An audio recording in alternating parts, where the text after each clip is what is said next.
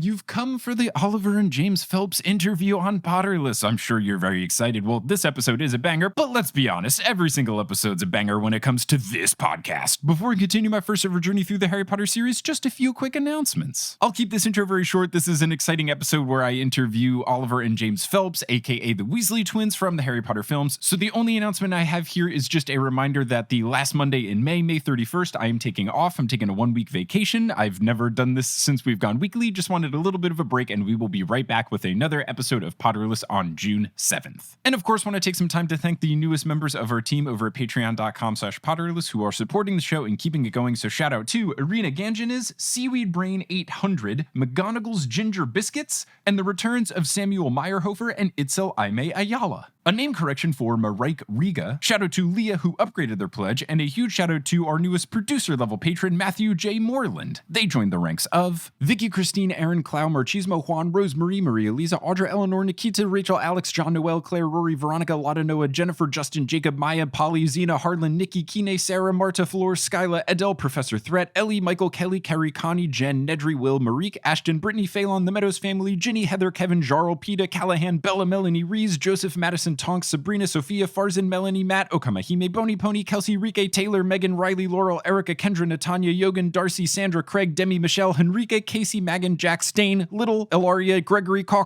Ribbon, Jack, Serenity, Haley, Sabrina, Jenny, Eileen, Annette, Hufflepuff, Brett, Mary, Artemis, Samantha, Nina, Tatiana, Karis, Vomit Spiders, Punkfish, Wire Warrior, Joe, Michael, Maya, Jasmine, Neely, Tate, Sam, Adriana, John, Jody, Donna, Nosh, Emma, Sean, Greg, Steamed Nuggets, and Cat Eye Potter, whose hands never get too soapy when they're washing dishes, so much so that they chip a bowl. They always keep a firm grasp on their dishes. If you want to be like one of these amazing patrons and get access to exclusive merchandise like stickers and Wizard on shirts, bonus episodes, and more, you can head on over to patreon.com/Potterless. But without further ado, let's get into episode 176 of Potterless, a very special interview with James and Oliver Phelps, who played the roles of Fred and George Weasley in the Harry Potter films.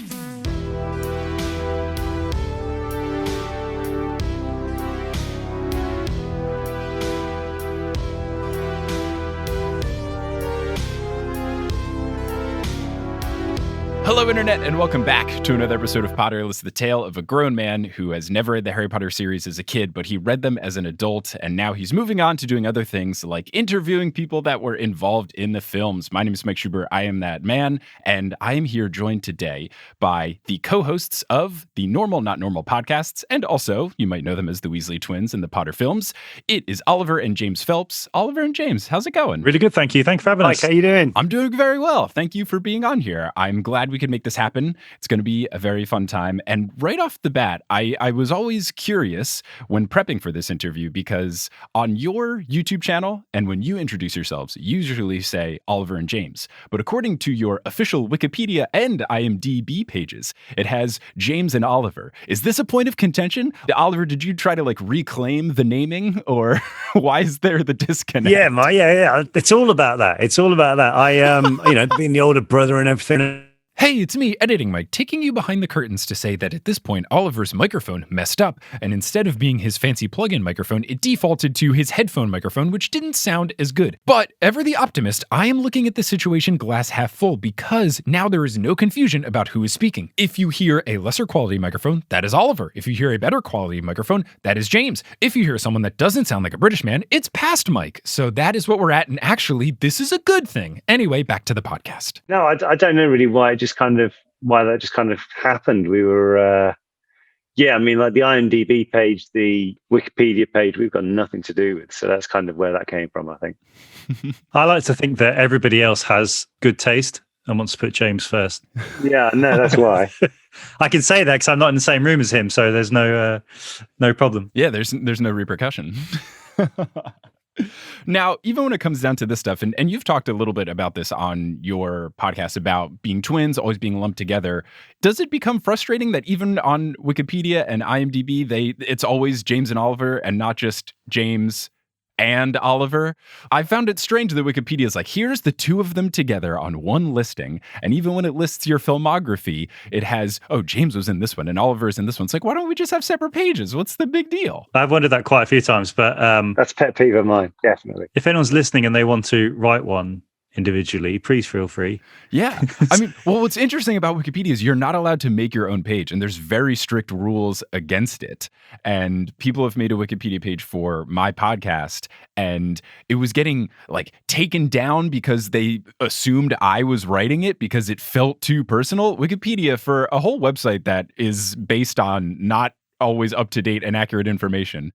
Very strict process about what pages they make, apparently. Yeah, it's almost like they go on the basis of, no, you can't say it yourself. Someone else has got to say secondhand information about you, which may be a problem with that. But yeah, I mean, we try to take that type of thing too personally. I guess that's just the way it is. But it is to me, it's a pet peeve because we're two individual people as well, So why should it all just be lumped in the same category? Exactly. You're very different people. I mean, looking at you right now, you have different facial hair and top head hair styles. And, Oliver, you could be considered a little more clean cut. Yep. Whereas, and Oliver, these are your words, not mine. You described James as dressing as a substitute teacher in one of the episodes of your podcast.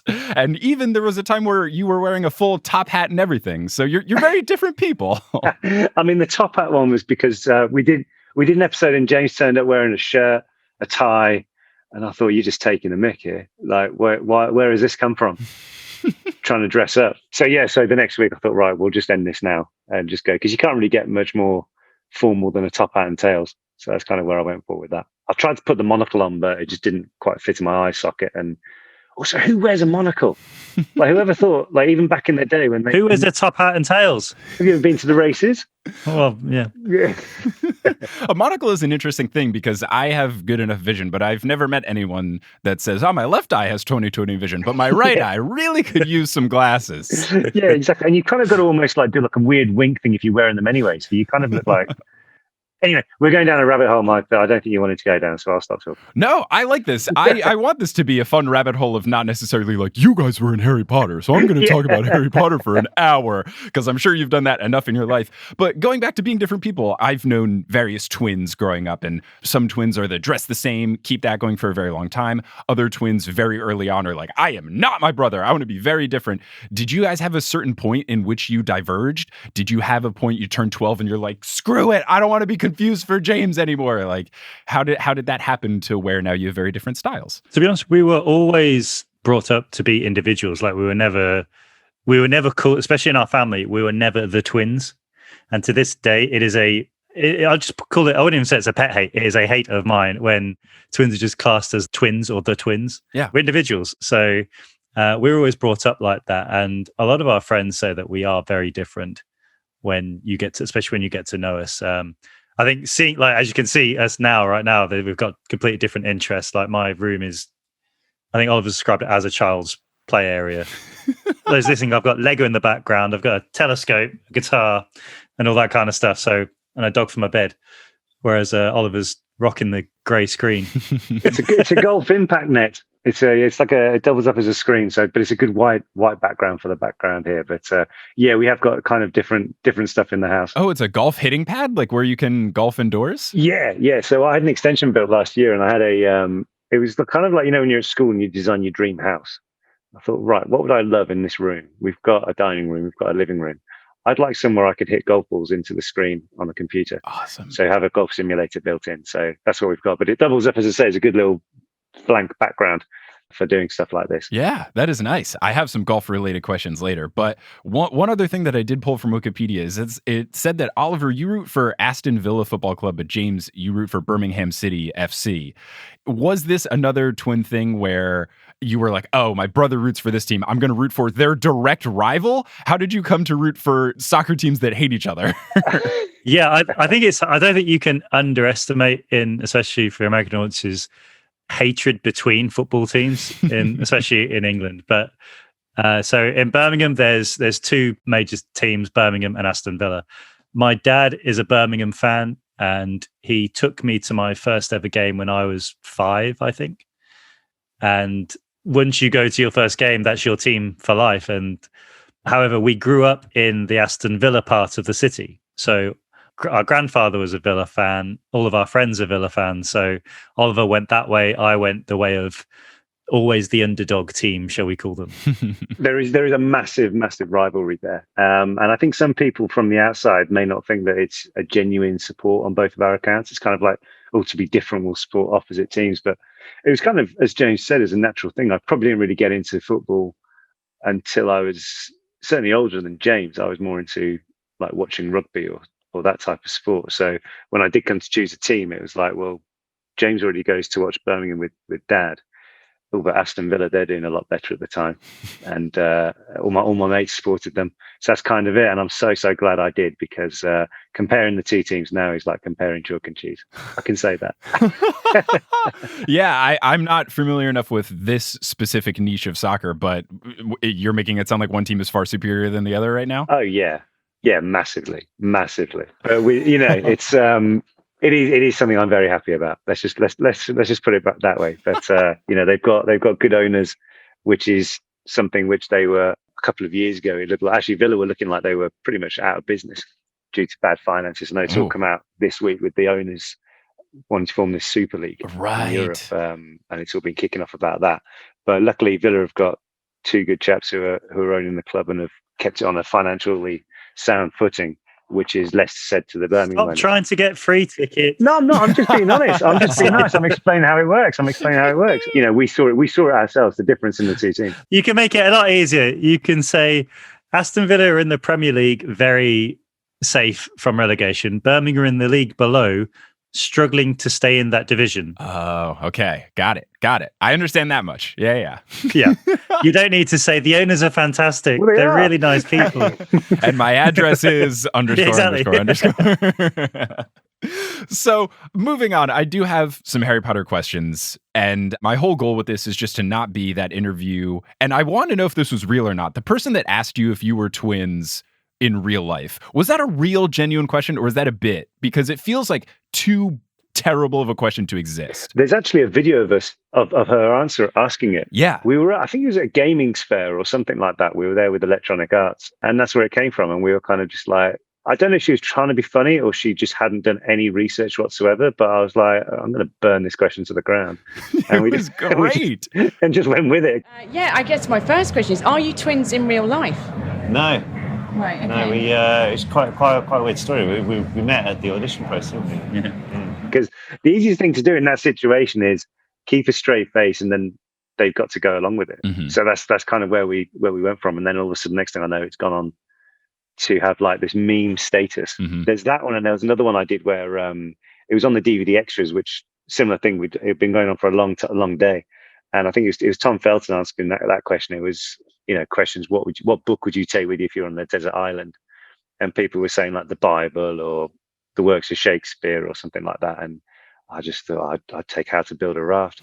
And next thing I know, 5 years later, that becomes a big meme as well. So it's just, I think the internet's quite funny for stuff like that, off comments like that we'll make, not thinking much about the longevity of it, suddenly take on a life of its own. Yeah. I mean, it's a brilliant response to a terrible question. And I watched the video, and something I had never noticed before is that even right in the very beginning, she asks the two of you, what are your names? And you say, I'm James and he's Oliver. And then she immediately messes it up right off the bat. She goes, okay, Oliver and James, like flips it right off the jump. So yeah, not a good omen, but hopefully these will be better. What I really wished is that everyone could see what we saw from, so obviously we're looking at her, but over her shoulder you have her producer who's kind of like getting quite cross, and the guy with is either Warner Brothers or Electronic Arts or something to do with the partnership, who is literally like head in his hands, just like no don't do this. But we had fun, so that's the main thing. No, it's very good. So going back to the very beginning, Wikipedia, in a very dramatic fashion, says that you skipped school to attend the open audition for it. It makes it sound much more drastic than it was. I assume you still had your parents' permission, right? You didn't run off and ditch class and catch a cab to the audition. Exactly. Yeah. We went out in our school uniform and then quickly changed the other side of the trees or something like that. No, we Mum and Dad actually took us to the interview. So, or the audition. It was up in Leeds, which is about 2.5 hours from where we live. And yeah, we were kind of just like, Mum got a call from a friend asking if we wanted to go. There was an open call, so we were like, yeah, why not? It was towards the end of the school year, and so it was one of those times of the year where the teachers are just putting on TV programs Mhm. because they haven't made a lesson plan and that type of thing. The end is in sight, as it were.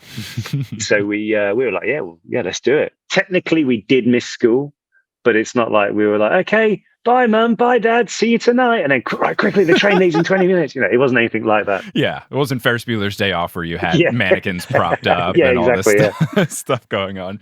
But even before auditioning, I don't remember which of you a teacher said this to, but one of your teachers said, "Don't do drama, you won't have a career in it." And then now you flipped the script on that. It feels very dramatic for a teacher to say that to you, especially to a kid, just crushing your dreams right off the jump. Yeah, I mean, I've said it before, and it's his opinion, for whatever it was worth, was that I would be wasting my time taking drama at high school, essentially. I think it sums the bloke up. I think it sums someone like that up who would say to a kid, don't do something. I think if you're telling anyone at that age, don't do something, you're in the wrong in the whole point. He was probably just looking after his own grades later in the year. Yeah, but equally, I always love to tell that story because how many people does that happen to when they're told they can't do something, or it's not for them, or they're not going to fit in doing something, and prove them wrong? Like I know there's so many stories like that, but I always like telling it because it's true. Yeah, like you should never just settle for one person saying you can't do it, and especially acting now. Like there's how many auditions does an actor go to when they haven't got the gig? And if you don't get the gig first time round, it doesn't mean that you're a bad actor. It just means that someone else was made for that part and you weren't. Like, it's just keep going. I mean, a good thing I always remember when we were in Australia, and we were doing like a Q&A. We were asked that question. We told that story. Florida, sorry. And we were in front of, I think it's like 2,500 people or something like that. Quite a lot of people. And we said, so just imagine if someone said to you, you don't have a future in it. I tell you what, let's all say it really loudly now, or let's say hello to this teacher, which they did. And then I think, James, you got a message, didn't you, from someone from the school? Yeah, like about a week later, this student who's now at our old school literally said this has gone viral around the school, and everybody just keeps saying it to this bloke whenever he walks in the room. So I was like, yes.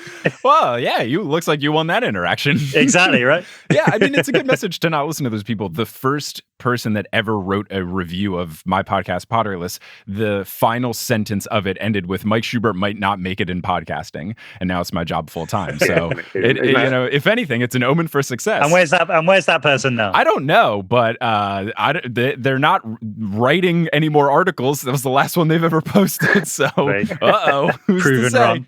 But equally, why would you write something like that? I don't know. They wrote this like critical review of the podcast, and basically the whole shtick of my podcast is that I didn't read the Harry Potter books as a kid. So it's me going through them for the first time as a grown man. And inherently, I'm not going to know what's going on. And basically, their entire critique of it was, oh, well, he doesn't know anything about Harry Potter, so that's frustrating. And also, he's not British, so he doesn't understand some of the British things in the book either. It's like, I don't know, it'd be like if you were watching a rugby match and you're like, well, they're not playing cricket, so this sucks. So by their logic then, does that mean then that the book should only have been successful in England, as opposed to one of the most translated stories of all time? Yeah, exactly. It's like, it's a British book, so only a British person can host a podcast about it because, it's... Yeah. I think it's funny when I didn't know that treacle tarts were a real British thing. I thought like, oh, it's a fun magical wizard dessert. Ha, ha, ha. And then British people had to write in and be like, actually, those exist. You can just buy them. Yeah, exactly, yeah. So yeah. It makes for fun mix-ups. I think there's always going to be that type of person around there who wants to be heard, but not necessarily have an input what's positive about it, And it's...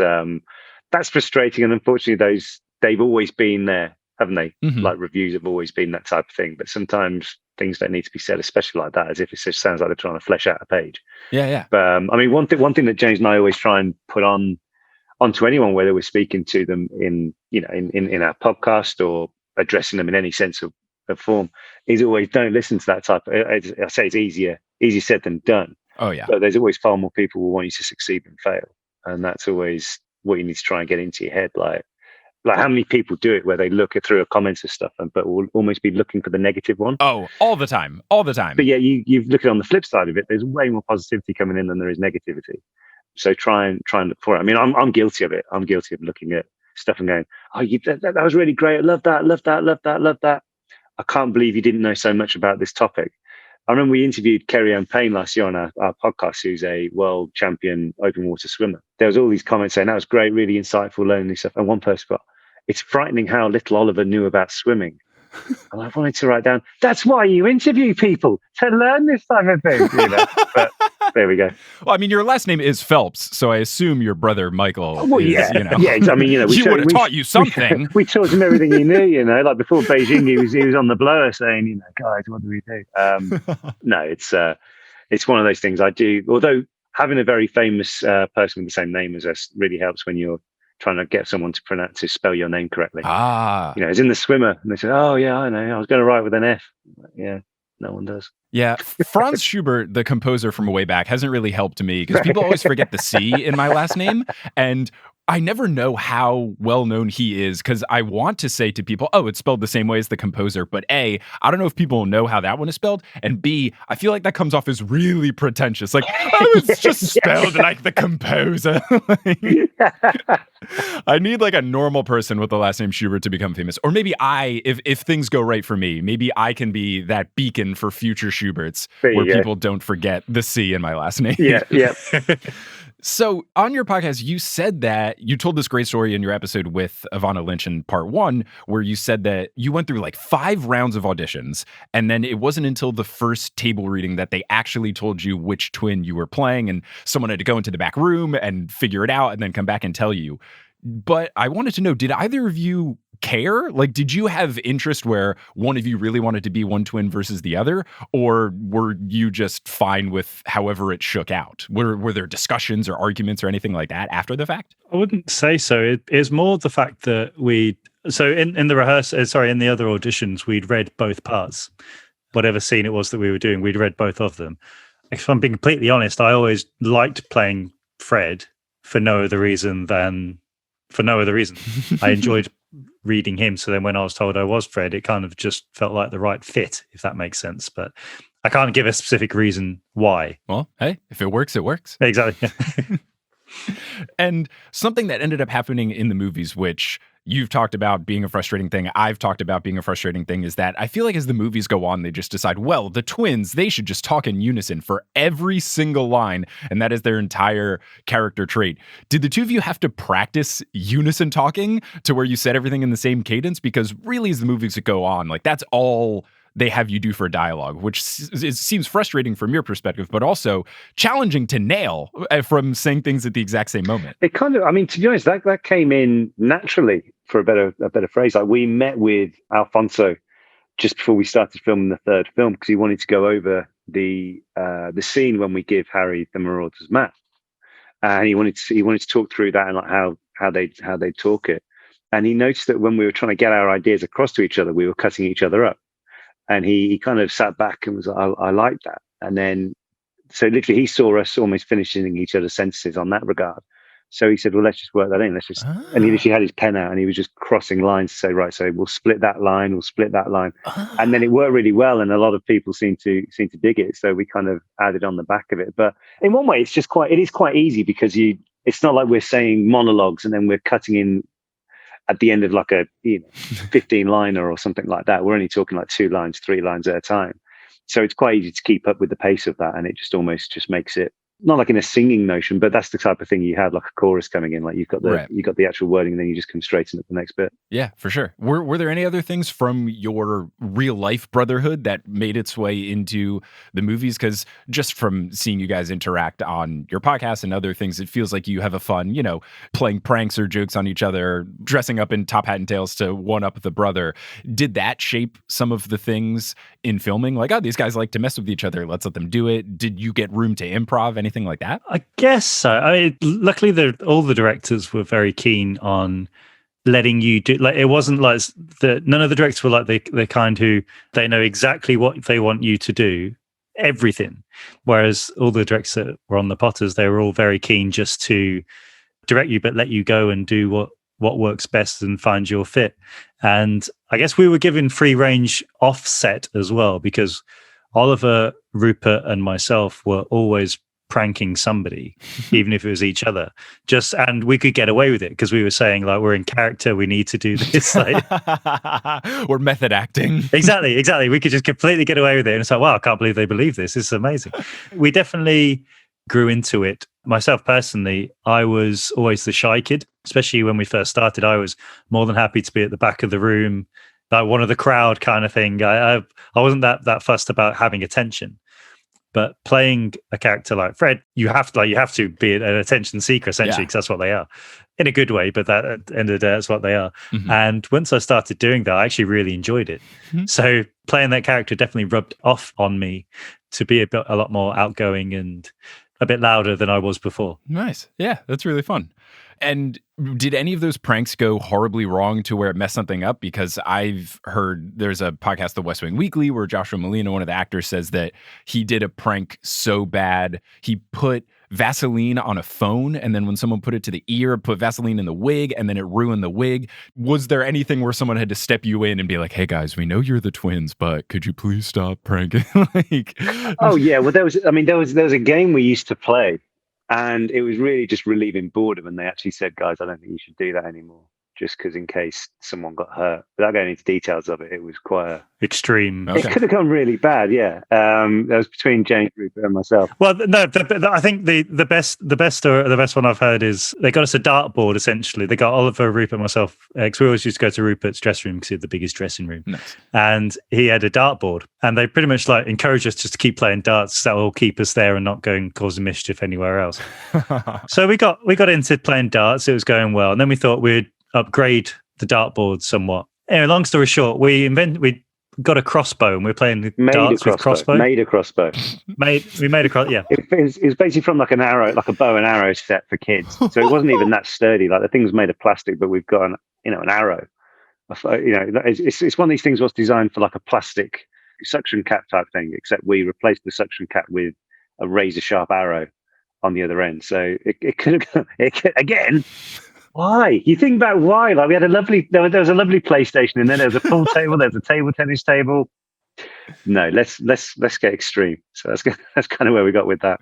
And then I believe JK herself did see you with the crossbow, and then turned around in disgust at one point. That's right. Yeah, she did. That's exactly what happened. Yeah, walked in, saw what was happening, and walked back out. I wouldn't say disgust, but maybe just a case of if I don't see it, it didn't happen. Maybe that's what she was thinking of. Okay. We didn't necessarily see her too often actually when we were filming, but when she was around, no one necessarily knew that she was going to be putting her head around the door or anything. But when it did happen, it was kind of like, oh, hi. It's feel like, the main principal rocks up. Not that she was trying to be intimidating, but to me, I found that as intimidating as anything, because, we're playing characters, what she's thought up, she's put down on paper, she's got out there and made so loved the characters, and we're lucky enough to be able to do it. So it was always strange when that happened, but it was quite nice that there was the odd occasion when you'd be able to ask a question on where did these characters come from, where are they based from, or anything like that. And that was quite cool having that motion. But yeah, on that instance when she was in the room, she probably thought they'd either cast the perfect people for it or they'd cast complete lunatics. Well, I think looking back, it's great because, you don't have to say anything about this, but if I had the opportunity to directly anger J.K. Rowling, given what's happening right now, I'd feel great. I'd love that chance to know that I might have made her upset. Hey, Past Mike, let me stop you right there just to make sure we don't get sued by Warner Brothers, and we're going to take a little bit of a break here for Wingardium Adridosa.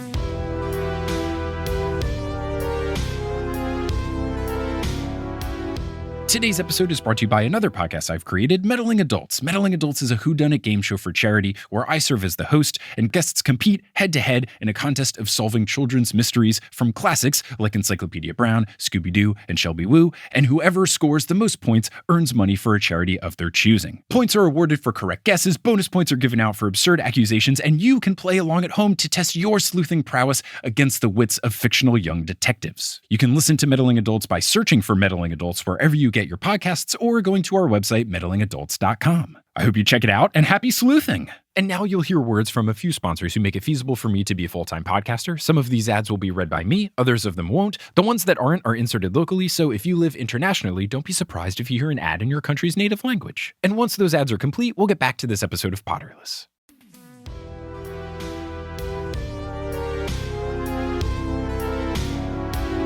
Something that I have learned more by doing this podcast is that all of the adults are just these incredibly highly touted, their resumes are miles long, incredibly well-respected, famous actors. And a lot of the kids are people doing it for the first time.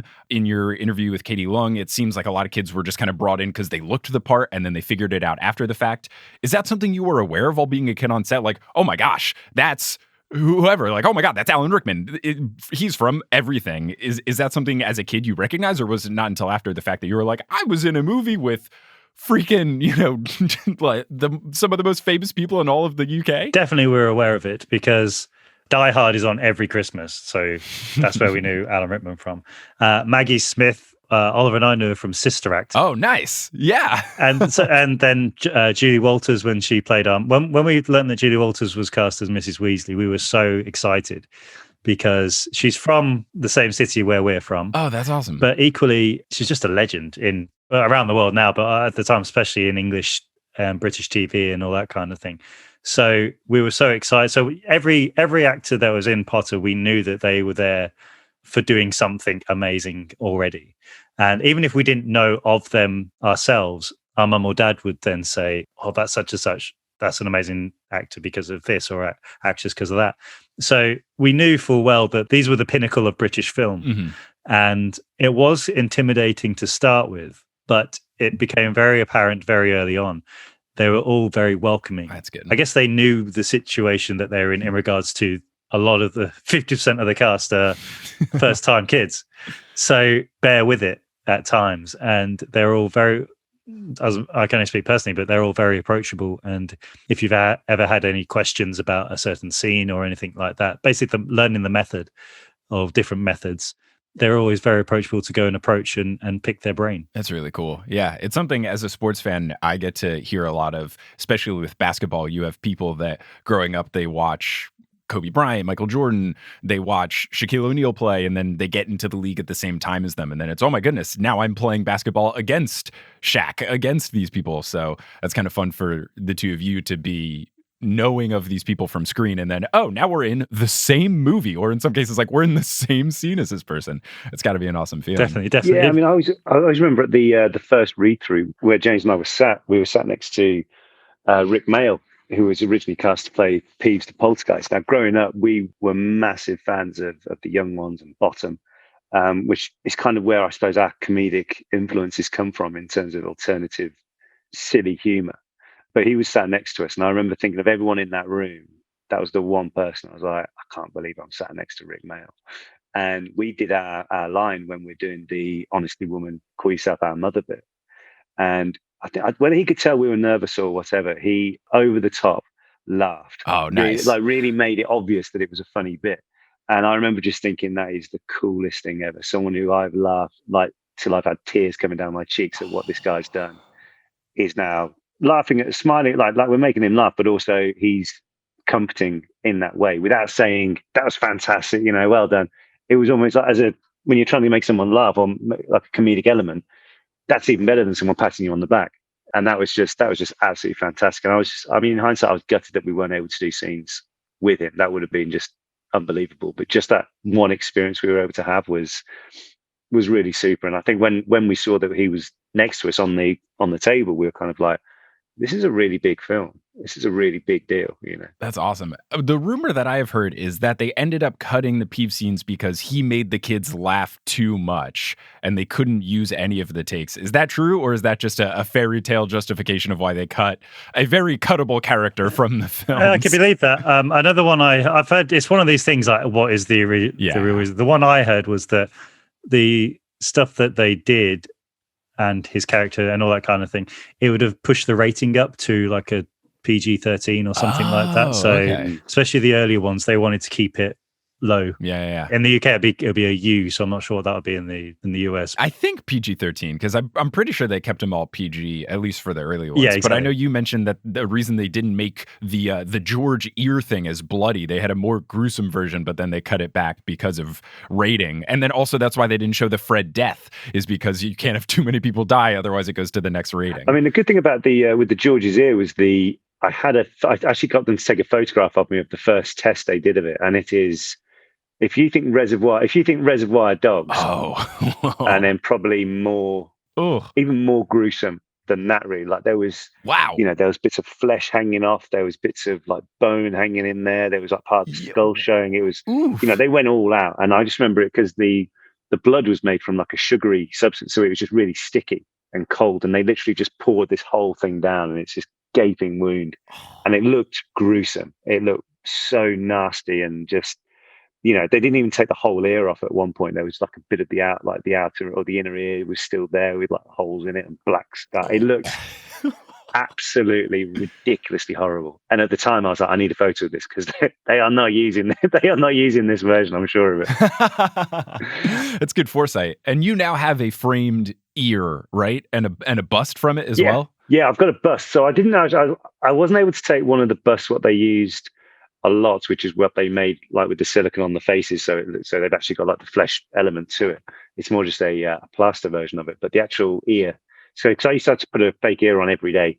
Well, I didn't put it on there. The prosthetic team who did, but so every day I would have that on and take it off at the end. Then they do the bin it, or that was it. So I kept the last. I've got another one somewhere in the house. I don't know where it is, but yeah, I kept the very last one, which I framed and kept nicely. All the others I used to just put on, a car window or something like that on the way home, and just mess with people. That's very fun. James, for you as Fred, in one of the episodes of your podcast, you said that you were shocked to learn that your character died. You didn't know ahead of time. J.K. Rowling didn't give you the special treatment. Like, there's all these stories about how she sat Alan Rickman down, and even though all the books weren't written, she one-on-one told him what Snape's character arc would be like, and that would inform all of this stuff. There was no sorts of heads up at all given you, like, hey, by the way, your guy's gonna die. No, I mean, to be fair, it is Alan Rickman, so True. Well, yeah. I literally found out, like everybody else, when reading the books. I was shocked at what happened. I was shocked at the story. I was then shocked how I felt about it, because I didn't realize how attached I'd become to the character. Yeah. And then I was shocked at how shocked I was about being shocked. So it was many layers deep. Yeah, I didn't sleep that well that night, just because my brain was thinking like, wow, this is the first time I've generally had to think so much detail about something, which it was a cool cool. I'm going to upset people saying that. Yeah. It was a cool way in, for me anyway, just to realize just how much that character meant to me. And I didn't realize until that time. Yeah. And this is something, it's funny that you would learn by reading the books, because earlier in the book, George loses an ear. So I could see as a twin, maybe James, you were like, haha, you end up having to lose an ear. And then the next day you read chapter whatever. It's like, oh, ugh. Something worse has happened to mine. Yeah, I was kind of thinking like, he'll save the day or something. Nope. Fred is actually the chosen one the whole time. Oh, exactly. God, that would have been a great twist. The prophecy was wrong.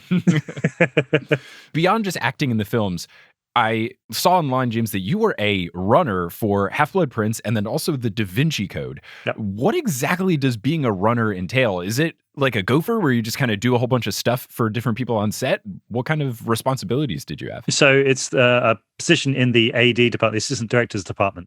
So my official title on the Half-Blood Prince was the key set PA. Ooh. So I actually have 2 credits. That's cool. So if you wait a bit later for about half an hour into the credits, you'll see my second credit.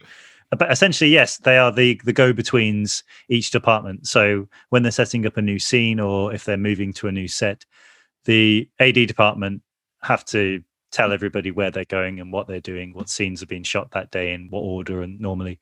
And the runners are the guys who go and do it. And now obviously everybody has walkie-talkies and all that kind of stuff. But here's my little did you know. The term runner actually comes from before walkie-talkies were around. They would literally have to run. Makes sense, yeah. In the studios to different departments and tell them what was going on. Wow. Yeah, that's fun. It seems like a fun role. It's cool that you were able to be in the movie, but then also be in the production of the movie at the same time. Yeah, it was. I think I was unique in that, especially I definitely was. I think a few people did it in the last film, but I was definitely one of the first to do it. But I've said this before, anyone that's thinking about getting into the film industry to work on the crew, try and get a work experience doing that. Because you'll meet every department going, and you will see every department working. So don't necessarily to end up as an assistant director, but you can see what the sound guys are doing, what the grips are doing, what the camera guys are doing. And to do that, I would just recommend finding out what films are being filmed, who the assistant director is, and just badger them with emails, just asking for work experience. Everyone's going to hate me for saying this now, but I know plenty of people who've got in the industry just doing that. That's awesome. That's really cool. even beyond acting, you mentioned earlier you're doing a promotion for EA. So you guys have done voices for the Harry Potter video games. You've done stuff for the theme parks. What is it like going from being in the movies to then doing these things that are more obscure but similar, where you're doing voice acting, you're doing green screen video stuff to be used in roller coasters? What is that experience like? To be honest, it's not too dissimilar because, like with the voiceover stuff, like when we were filming, you'd do ADR. Oh, right, yeah. Additional dialogue recording. So you would normally, when the film's being finished or part of it is being cut and the sound doesn't quite match up or something, you'll go in. So you basically, it's a bit like karaoke. You're watching it on the screen and a line will come across, and when the line hits the other line, that's when you say your line. So it's not too dissimilar from that in terms of for the dialogue for the video game. The only difference is that you've got to say, especially in one game, you could control Fred and George, so you could walk around with them, and we had to do like different variations of what it would sound like to walk into a wall. Ugh, ow, ugh. Exactly. So you think like, oh great, oh, wow, I'm going to do the video game, and it's literally no, like all this random stuff. So luckily they don't have a mirror in there. Otherwise, I think you'd feel a bit silly. So doing stuff like that wasn't too dissimilar. And if anything, the theme park, especially when we filmed the broomstick stuff for the train in the Hogwarts thing, what goes in between Islands of Adventure and Universal Studios in Orlando, that had to be literally to the millisecond correct. So it took a lot longer than normal Quidditch segments, because normally they can match it in on where they go. But because this was, front and center for a specific time on the ride, it was literally to the point, and you had to have the bag or the fireworks or whatever we had at the time in a very, very specific place where you're holding it in relation to your hat, into your face, to your body, whatever like that. So that took a lot longer than most of the Quidditch segments, is what I remember of it going, and thinking to myself at the time, oh, it better be some ride. And I remember when we went on it later, I was thinking, this is so worth it. This is so cool. It's fun. And then even further beyond that, you guys did a bunch of promotional tours. There's one I found on YouTube where it was Spellbinding Secrets Saturday by Kids WB. And it was the most mid-2000 things ever, where James, you're wearing puka shells. Oliver, you have checkered Vans. Yeah. Everyone's hair is very of the time. And it's very famous for, at one point, James, you have to do an impersonation of the Shrieking Shack. So highly recommend anyone that hasn't seen this video to look it up on YouTube. Well, okay. It's you and then Bonnie Wright, the two of you and Bonnie Wright, talking about movie magic. And there's a YouTube video. I believe the title is called "I Found That One James and Oliver Phelps Interview So You Don't Have To." I think is like what the title of the YouTube video is. And it's just a super cut of all these things. And for some reason, the three of you are like describing how all of the movie magic works. And then they have you say something funny at the end. And when you two are explaining how the Shrieking Shack moved because it's on animatronics, Oliver, you go to James like, "Oh, James, can you do a Shrieking Shack impersonation?" And then basically you wiggle back and forth and go, and it's pretty great. James, show them your impersonation of a Shrieking Shack. The thing is, could you imagine, right, doing that now with TikTok and Instagram around there? Or do you think people would just be a bit more conscious about doing it, going, nah, because someone's going to make some idiot meme of me doing it? You know what I mean? Like, that's something that comes into it. It's got to be a lot harder. I mean, this happens across all things, movies, sports. If you do the tiniest silly thing on the pitch, the field, the court, there's a million cameras. People catch everything. Yeah. So, yeah, I could imagine that would be very, very much memeified. Were there any promotion or any sort of thing that you had to do that was just completely ridiculous, whether it was really obscure or the stuff that they asked you to do was just completely off the walls? Oh, yeah. I mean, I remember we were in Denmark, and we were at this morning magazine type show. I suppose it would be a bit like TRL. Okay, yeah. The MTV show. That type of show in the morning. We were there and we were doing this interview, but while we're doing the interview, like next to us is this kid he's like 18 years old, getting his first ever tattoo. And it was the logo of the show. What? So we're doing this interview, and they're like, "So, tell us all about the new movies." We're like, "Yeah, we got this," and you can just hear this going up in the background. You're looking at this poor lad, just like in agony, Oh, so we're just about to put the color in now. Anyway, the Quidditch scenes. What's the Quidditch like going on? And then at the end of it, they say, "Oh, so so have you got any requests for songs or anything like that?" And we're like, There's a radio show as well, so yeah, and we're like... Makes for great audio, just to have a buzzing in the background the entire time. Yeah. Love to hear that. Yeah, still thinking of all that going on. And we were like, thinking to myself at the time, this chap's going to need some time to cool down, because he's struggling here. So we're like looking at each other, we're like, we have Master of Puppets by Metallica? Like, knowing it's like, the full version is like 5 minutes, 7 minutes long or something. And they were like, okay, maybe. So then they played about 2 minutes of the song, and apparently they got that many complaints from people that they cut Metallica short. They had to put it in its entirety about an hour later. So stuff like that's been quite cool. Oh, nice. Okay, good. I thought people were sending in complaints that you played Metallica. That's good.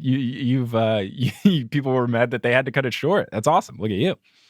Going on, I creeped on the Instagram accounts for the two of you, and I found that you are both avid golfers. Oliver, you already talked about having your golfing indoor thing. But James, I saw that you had a tiny little, a photo of you holding up a tiny little trophy beating Tom Felton in golf. I do. I've got it here, actually. Oh, amazing. What is the story behind this? Do you guys play annually? Are you much better than Tom? Do you want to talk trash to Tom? Clearly, he's a listener of the show. Yes. All of the above. Basically, so last summer, we ended up going on a bit of a golf trip, just Oliver, myself, and Tom.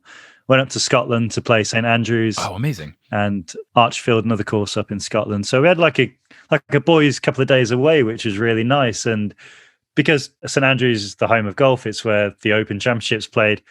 I bought a mini replica of the Claret Jug. Oh, nice. So that's what we played in Scotland for, and I ended up winning. And then a few weeks later, Tom and I then played Royal St George's, which is where the Open is this year in England. So we're playing there, and then we said, okay, we'll play for the Cup again. And I won again. Nice. And so you have to make the internet know this. Of course. Yeah, naturally. Exactly. And actually, I played him again the other day, and unfortunately I didn't bring the trophy, but I had to make sure the internet knew that I won again. Yeah, for sure. I mean, it's so small that you can't necessarily engrave it like they do for the Stanley Cup and other of these things. So in lieu of engravement, keep posting photos on Instagram making fun of Tom Felton for being worse at golf than you. Definitely. And it's, to be honest, it's just a real, like, I know especially when we went to St Andrews, it was good fun because it was the height of the pandemic, so all of international travel had ceased. So it was the first time in many, many years in St Andrews it was just Brits up there playing, because usually it's everyone from all over the world trying to play. So it was quite unique that it was just British people there. This is what everybody in the town was telling us. Mm-hmm. But even more bizarre, some people sitting in this pub, and then Draco and the Weasleys walk in and ask for a pint. Like, that must have been quite a bizarre moment. Yeah, but it's perfectly normal for you. And like you try to talk about in your Normal Not Normal podcast, the whole thing is that the normal for you is different from the normal for me, which is different from the normal of anyone. And it's funny because outside of it, people will be like, oh, wow, I can't believe that they're still friends in real life. But everyone ends up being friends with at least one of their coworkers.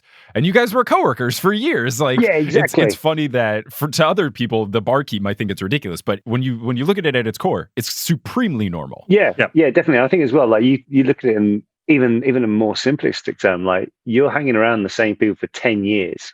In those formative years of your life, really, you're going to keep in touch with just a couple of people at the very least. Right. And especially if you've got a common interest like golf. That's kind of where that came from. But as James said, we went there's a pub just on the corner by St Andrews, by the old course. We went in there and met up with a friend of ours who teaches the St Andrews University rugby team.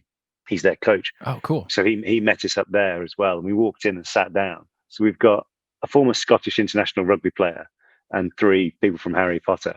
And there were these group of lads there. And like normally St Andrews is a big student town, but all the students had gone home at that point. But there were some youngsters about, and they were looking across the bar, and they were just like, have I had too many? Have I had too many here? Like, all right, mate. Yeah. And then obviously you got to wear your mask to get out and everything like that. So people are still second guessing. But yeah, it was great fun, and I can't wait to be able to do it again. We're talking about hopefully doing another trip to somewhere in the UK later this year to play a bit more golf. So yeah, that'll be good fun. It's a great way to get out and socialise for a couple of hours at the very least. And we've been lucky enough to play all over the globe together. And actually, one of the best blags on the whole filming was when we were doing the 6th movie, and the publicity girls. I was chatting to them because we used to spend a lot of time with. I said publicity girls. They were the team who were in charge of all the publicity when we were filming, and we would be normally on the publicity tours with at least one of them. And they said to us, "Oh, we're looking at doing an extra for the DVDs, and we know that obviously you guys, Rupert, and Tom's just started playing golf at the time. Said maybe we could just go to the driving range and do an interview with you." And opportunist I am, I said, "The driving range would be really boring because and I've got to be totally honest with you. I took total advantage of the situation, knowing that they didn't know the first thing about golfing. And I said, "Oh no, driving ranges will be too loud because you've got other people hitting and stuff like that. It wouldn't be good. We'd have to play a golf course." Oh right, okay. Well, maybe the Grove, which is just opposite, which about 2 years before had just held the HSBC World Golf Championship. Wow. Where Tiger was won it by like 20 clear shots or something. So I was like, okay, I'll go and chat to the guys about it. So when I spoke to the guys, I said, I think we can get more out of them than this. I reckon we could do more than this. So I had a look, went back and said, yeah, actually, so the Ryder Cup is being held in Wales, the 2010 course at Celtic Manor. I think if we did it there, we'd definitely be able to appeal just as much to the American market, which is obviously a massive market in terms of sales. But I think it would appeal more to them. Mm-hmm. Oh, great. Yeah, that'd be great. I said, well, obviously, we'd have to stay over the night before because it's quite a journey and everything. Oh, yeah, okay, that's cool. So we went back, told the other guys, I think we can get another round of golf out of them here. So we went back to them again and said, I think we need to play the day before, just so we know the course. Don't look silly when we're playing. Oh, yeah, that's a good idea. That's okay. Yeah, write that down. Okay, went back to them again. Okay, that's all sorted. Telling my dad about it. Do you think we could play? I'll ask. So I went back to them the next day and said, you know what? I think we need a group playing behind us who is going to slow the course down in case we're being pushed from behind. Very so smart. Not only did we get 2 rounds of golf on a Ryder Cup course pre-tournament, we got 2 nights stay with like the spa and everything like that there. My dad and his mate, and actually one of the fiancés from the publicity team, got to play behind us as well. And it made it about, 20 minutes of footage on the DVD extras. But the best thing was when the DVD came out, we were sat down. We were at the bar at the hotel before the main DVD launch event, and Ron, who is the head of Warner Home Video at the there, said, "Who said yes to that? Who said yes to that?" I mean, that is just. And he was a bit frustrated. I thought, I'm going to get one of these people fired. So I just had to I explained the story I just told you. Then he was like, I said, I'm really sorry about that. And he said, I'm so, annoyed about it.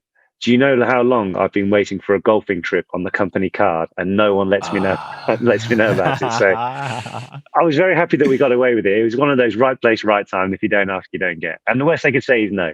So it's, but it's on now. I think it's on the internet somewhere to find it anyway. I'll have to check it out. That's fantastic. I mean, hey, Warner Brothers is good for it. They're making $up-teen-jillion off of the film. I think they can send a couple of kids to go golf. I fully support you doing this. I think that's absolutely fantastic. Well done. Well done. Well, I can't think of a better place to end the interview here, where that story is just top notch. But how about the two of you? We've mentioned it a bit, but do you want to give a little bit of a plug for your new podcast, Normal Not Normal, season 3? How that's been going? What people can expect there? Yeah, sure. Yeah, it was. So basically, how this you kind of jumped into it there. Like the Normal Not Normal is it kind of came about. So we did our first 2 seasons, and the second season kind of came out of, there was quite a gap in between the first 2, and that's because we kind of didn't know what to do it on. And in the last lockdown in the UK, so about April last year, we were asked to go on an interview with a friend of ours, Johanna Konta, who's a British tennis player. And I said, "Oh, do you want to come on our podcast?" And she was, "Oh, have you got one?" I think, we do now.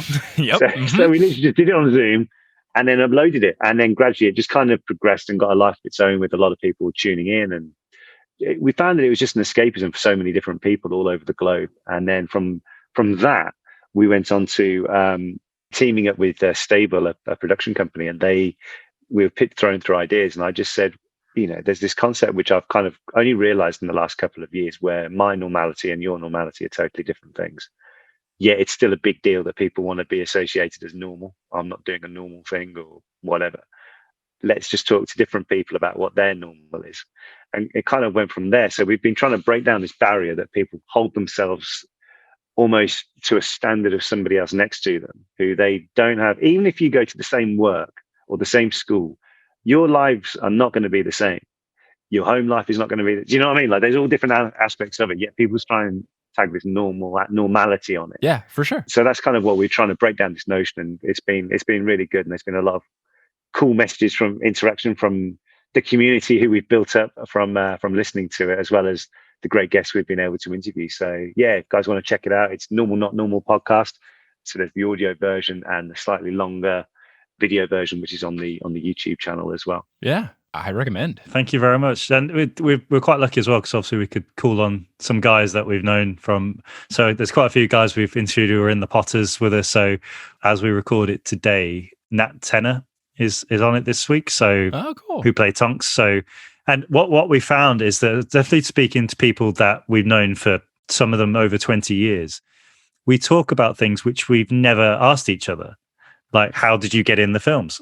What is your method to acting? And the things like that. Like you speak, it's amazing how you think you know someone and then you dive into things which you would have no need to speak to about, but you really get a good thing. In fact, the one we did with Alfie Enoch, who played Dean Thomas in The Potters, the original recording for that was literally ticking at 4 hours. Wow. Because we just had such a laugh, and we just let it go, like just see what happens. And I think we chopped it down to, Alice, the producer, chopped the audio one down to about an hour in the end. And I think the YouTube one's slightly longer than that, but half of it was just like mates just talking about random stuff and just having a good laugh. But that one seemed to have a lot of good response. But we've also spoke to people that we're genuinely nothing to do with the Potters, but genuinely inspirational people to us, which has been really great to do as well. So it seems to be a great way to have opened people up to different things which they would have no interest in listening to already, or guests that they may never have heard of, but they hear their story and it really impacts them in a positive way. Yeah, no, it's been good. And you guys are doing a great job. So yeah, everyone go check out Normal Not Normal. Well,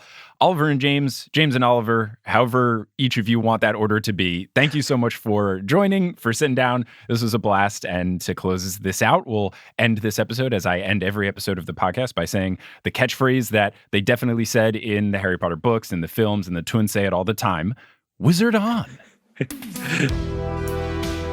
If you're looking for new podcasts to listen to, look no further than Multitude. We've got a whole bunch of shows, ones that I'm a part of. Meddling Adults is a game show I host where guests compete to solve children's mysteries from Scooby-Doo, Encyclopedia Brown, and more, and the winner earns money for charity. Horse is a basketball podcast that I co-host with stand-up comedian Adam Amawala, talking about all the entertaining aspects of basketball, not the nitty-gritty numbers and stuff, just the silly stories. And there's so many other great Multitude podcasts, from Join the Party, a D&D show, to Spirits, a mythology show, to Exolore, a space exploration show, to Head Heart Gut, our friendly debate show. If you want to learn about all of these podcasts, you can go to multitude.productions. Potterless is created by Mike Schubert. It is hosted by Mike Schubert. It is edited by Mike Schubert. It is produced by Mike Schubert, as well as Vicky Garcia, Christine, Aaron Johnson, Klaus Lopu, Marchismo, Juan Sanfeliu, Rosemary Dodge, Marie Lisa C. Keene, Audra Eleanor Curlin, Nikita Power, Rachel Guthrie, Alex Consulver, John Codker, Noel Basile, Claire Spencer, Rory Collier, Veronica Bartova, Lotta Bartova, Noah, Jennifer Marklew, Justin Montero, Jacob Parrish, Maya Gray, Polly Burge, Zena Rosnowski, Harlan Haskins, Nikki Harris, Kine, Sarah Shetter, Marta Morrison, Flora Sake, Skyla Lilly, Edel Ryan, Professor Threat, Ellie Hoskov Chova, Michael David Yordi, Kelly Otilio, Kerry Crumpler, Connie Bienkowski, Jen Went, Nedry OS, Will Huser, Marique Rieger, Ashton Gabrielson, Brittany Gutierrez, Phelan, The Meadows Family, Ginny from the Block, Heather Langeal, Kevin Stewart, Jarls Fiven, Peter McGrath, Callahan Andares, Bella Barlack, Melanie Demi, Reese Dignan, Joseph Torp, Madison, Don't Call Me an Infodora, Sabrina Balsiker, Sophia Loves Pigs, Farzan Jarabat, Melanie DeGraef, Matt Barger, Okamahime, Bony Pony, Kelsey Gillespie, Rike Mango Jensen, Taylor Payne, Megan Moon, Riley Kiedis, Laurel Happy, Erica Butler, Kendra Hertz, Natanya Page, Yogan Shanley, Darcy Alexandra Harrison, Sandra Rose, Craig McRoberts, Demi Lynn, Michelle Spurgeon, Henrique Wolf, Casey Canales, Megan Stampin, Jack Skitzes, Dane Nemcher, Little One, Ilaria Vicentin, Gregory Hughes, Caw Mother Feathers, Ribbon Monstrosity, Jack Parr, Serenity Allen, Haley Hastings, Sabrina Casanova, Jenny Browers, Eileen Gazesh, Annette Pipitone, Hufflepuff alumni, Brett Clausen, Mary Price, Artemis, Samantha McNamara, Nina Campley, Tatiana Schmidt, Carries Davies, Little Vomit Spiders Running Around, Punkfish, Wire Warrior 4976, Joe Sander, Michael Peavy, Maya Saunders, Jasmine Ellis, Neely, Tate Sasson, Sam Reeby, Adriana Hernandez, John Savio, Jody, Donna Morphy, Nash Sanadiki, Emma L. Oscar Thomason, Sean Kirkoba, Greg Bonastali, Matthew J. Moreland, Steamed Nuggets, and Can't I Butter. Web design by Kelly Schubert, and the music is by Bettina Campamanis. If you want to find us on social media, you can at facebook.com/Potterless, twitter.com/PotterlessPod, instagram.com/PotterlessPodcast, and reddit.com/r/Potterless. For any and all information about the show, you can go to PotterlessPodcast.com. Bonus content lives at patreon.com/Potterless, and merch lives at PotterlessPodcast.com/merch. If you want to tell someone about the show, you think of someone that might like it, reach out to them directly and say, hey, there's this podcast called Potterless. I think you would like it. Word of mouth really does help the show. Other ways you can do this that are similar are posting about it on social media or leaving a rating and review online. Thank you so much for listening, and until next time, as they say in the wizarding world of Harry Potter, wizard on!